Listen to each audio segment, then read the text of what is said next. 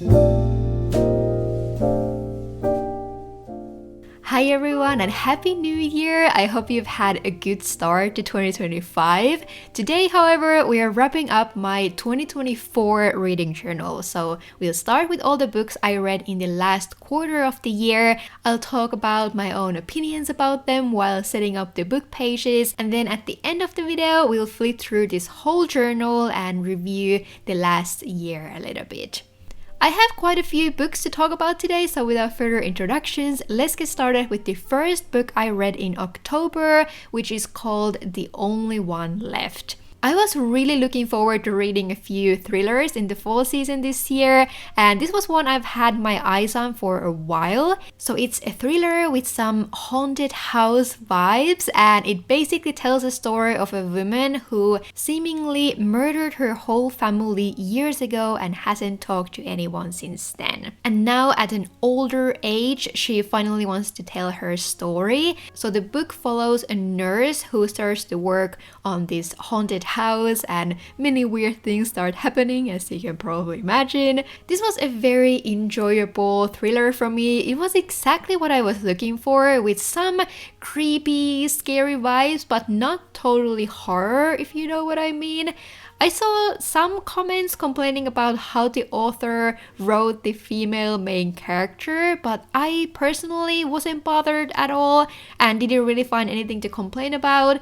I mean, I guess if you really start nitpicking, you might find something slightly cringy, but yeah, nothing that took me out of the story at least. The only thing I wasn't the biggest fan of was maybe the ending of this book. It felt a little bit unbelievable for me, but it was one that I definitely didn't see coming. So there were many twists and turns in this book, and I would definitely take this ending over something that was clear from a mile away. Kind of like what happened to me with the previous book I read before this one, which was The Housemaid. So I don't want to complain about this too much.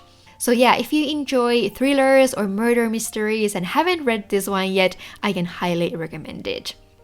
I wanted to use some pretty basic decorations on this spread. I always find these pictures from the internet and print them on regular matte sticker paper, and this time I happened to find a lot of these vintage, almost sepia colored pictures, so I tried to match the decorations with them. I also often like to copy the title font of the book cover. I don't do this every time, but this time I thought the super bulky title gave a nice look to this spread.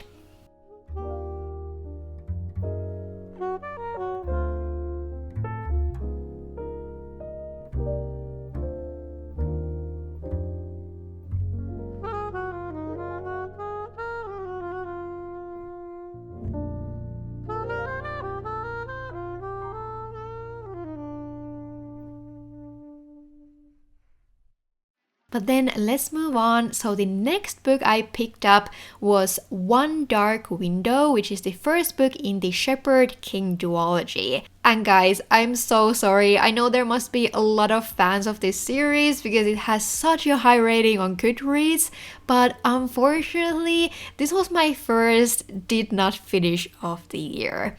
I read around 10% of this book and just basically gave up. It's just not for me. I wasn't a fan of how this book is written. It felt very unedited to me in a way I couldn't really shake off, and I just kind of found myself not really caring for any of the characters either. I was expecting to really enjoy this book, and maybe I went into it with too high expectations, but yeah, this just wasn't for me. I will say though that the world and the magic system seemed very unique, which is not often the case in these romantasy books, so please, if you like this genre, ignore my review and still give this a go. I'd love to hear if you've read this book and how you feel about it. Am I being too harsh, or are you also wondering why the rating for this one is so high? But after this unfortunate hiccup, I picked up a book that I had a very opposite reaction to. So this is called The Cruel Dark, and I also read the short companion novella called Lover, which alone tells how much I enjoyed the first book because I never read companion novellas of any series. Oh my god, I loved this book. It made it into my all-time favorites. The story itself is one of those has a bit of everything cases, but I would say that first and foremost, this is a dark romance novel with creepy, gothic, haunted house and mystery vibes. The writing in this is so beautiful. For me personally, this was the perfect balance of being elegant and frilly without being overwritten to the point that it disturbs the story.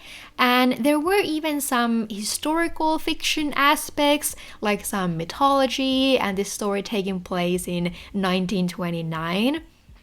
I also found one of my new favorite book boyfriends in this series, which hasn't happened in a while, and I'll just say that there is adult level spice in this book, which was very well done and wasn't the only reason to keep reading. The most surprising thing for me is that this was a very short book. I think it has barely 250 pages or something, but it didn't feel rushed or anything like that. I basically couldn't put this down, and it was a very addicting quick read. The second book, Lover, is more for romance fans, and you do need to read the main book before reading this one because everything will be spoiled pretty much from the get-go. I don't know if the novella was necessary, but I did enjoy it, mainly because it offered some closure after the pretty shocking end to the first book. And it also gives the chance to spend some extra time with all of our new imaginary boyfriend. In terms of this page, you can probably see that I wanted to spend some extra effort here. I'd maybe even go as far as to say that I went a bit overboard. I found a lot of pictures that I felt suited this story, so I decided to make this picture collage page on the right side and use these 3 middle sections to write my notes on. I also wanted to use these beautiful white flower stickers that I cut from a pet tape from the Notebook Therapy Hinoki line. I think this is from the Into the Tea Room collection, and it was just the perfect match for this book. I used some other floral washi tapes and decorations as well, and then wrote a big cursive title that I think matched the overall aesthetic. I'll definitely keep my eyes on Bea Northwick from now on and read anything and everything she comes out with. Again, if you're a fan of romance or even romantasy and you want to branch out a little bit and enjoy something well written, I highly recommend giving this a go. I actually feel like I read a lot in October and early November, and then things kind of started to fall apart with my shop's Black Friday launch and sale. So the next book I picked up was a little bit unfortunate case of I started this when I had time to read and then I couldn't pick it up in a while and I kind of forgot what had happened.